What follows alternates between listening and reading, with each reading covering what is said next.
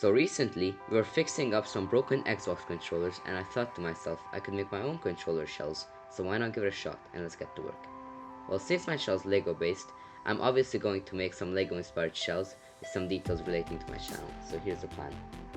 But for now, please pretend that this sad excuse of an Xbox controller is one, and let me walk you through the main idea of what I'm going to do here. So basically, I want to have this little cube in the middle, and it's going to be some that protrudes upwards, and you could put little caps on it. So I don't know what they'll be yet, but maybe like a Lego minifigure head or like the Lego logo or something like that.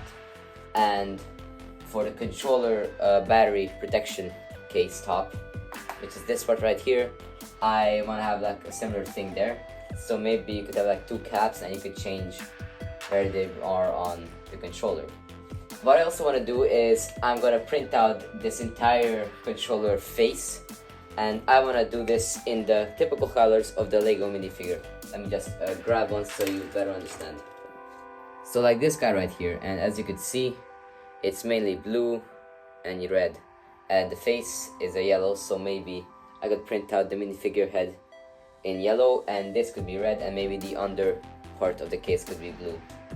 Another thing I want to do is on the face of like the bottom of the controller, I want to imprint my YouTube channel's name, and maybe I could also put some other patterns like Lego bricks and something, but I'm not sure if I want to do that because there is a level of customization after which the controller just gets uncomfortable. Before making my own modifications, I went on different sites to download some models for the controller, like this cover. Now that we have all the parts ready, we can start designing. First, I wanted to show some parts of making this Lego head, as I thought this really gives you an idea of the techniques I've used within Autodesk Fusion to get the shapes and everything. About halfway through, I kinda realized that I already have a Lego head file that I have made, so I just took that model and split it in half.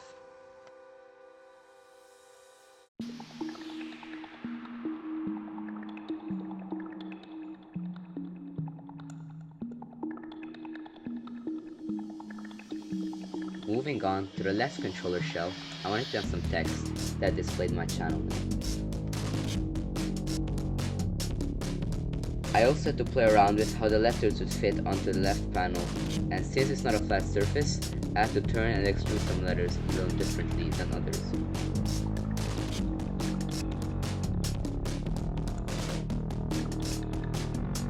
Previously, I also ran into an issue where I was unable to extrude the letters, and after some research, I found out that I cannot extrude every kind of font, so I tried another one.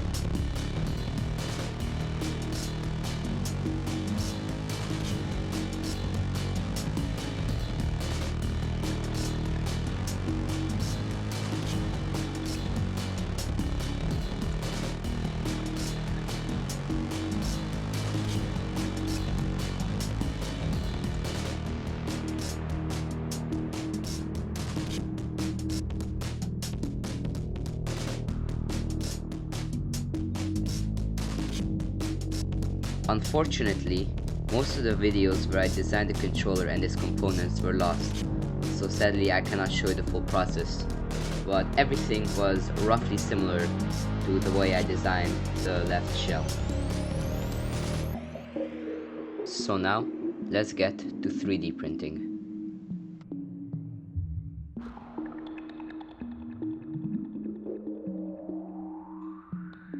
So here we have one of the caps I talked about, and like on the back you can see it's gonna fit onto the controller, and yeah, it's just a slow minifigure head.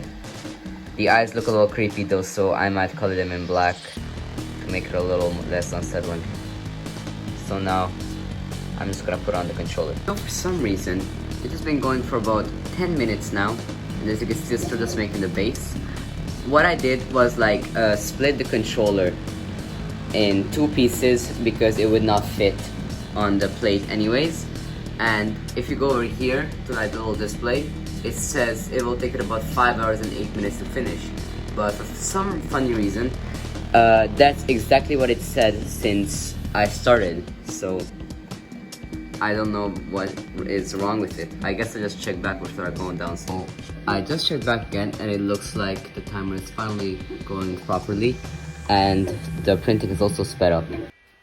And now it is morning, and we have finished the Xbox controller. Unfortunately, I don't have this time this morning to like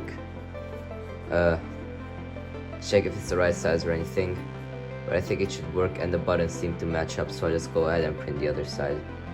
Coming home, I could see that the left side is also finished and it's ready. Putting them next to a regular controller, you should see that it should be right, hopefully. I mean, I can't really put them together because the supports are still blocking the area where I can put them together, but what I plan is after taking them off, I can hot glue the two parts together and I can make one shell that will go on. So I found a much more efficient way of getting rid of the tree supports at the bottom of the controller. And as you can see, all the little white spots at the bottom were places where tree supports used to be. So now the one side is done, it's time for the other.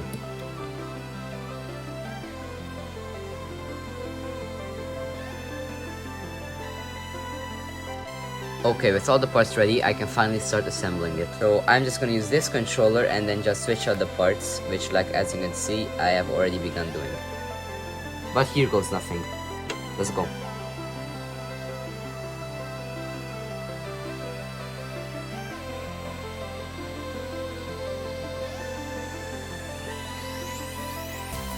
So now we have reached the scariest part. And the reason that I was very doubtful about my abilities to replace the buttons is because after I take this part off,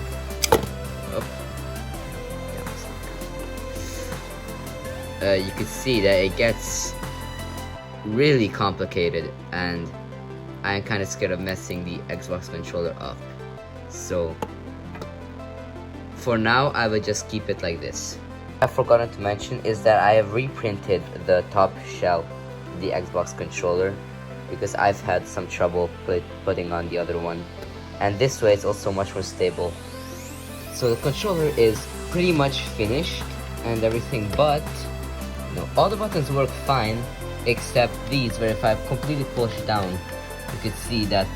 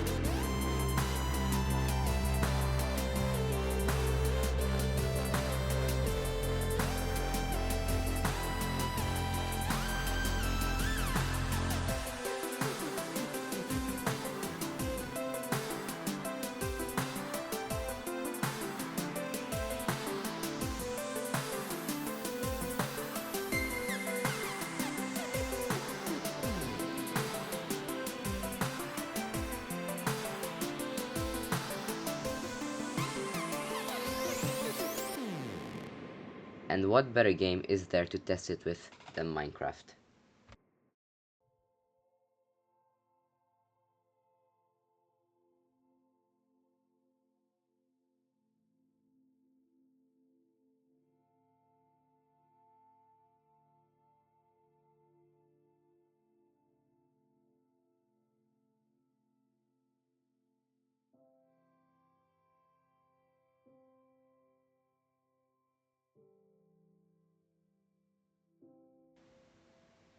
I have to say that this was one of my most interesting videos so far, and special thanks to Joel's Bricks for some suggestions, and to my dad for lending me some of his equipment and showing me how to use them.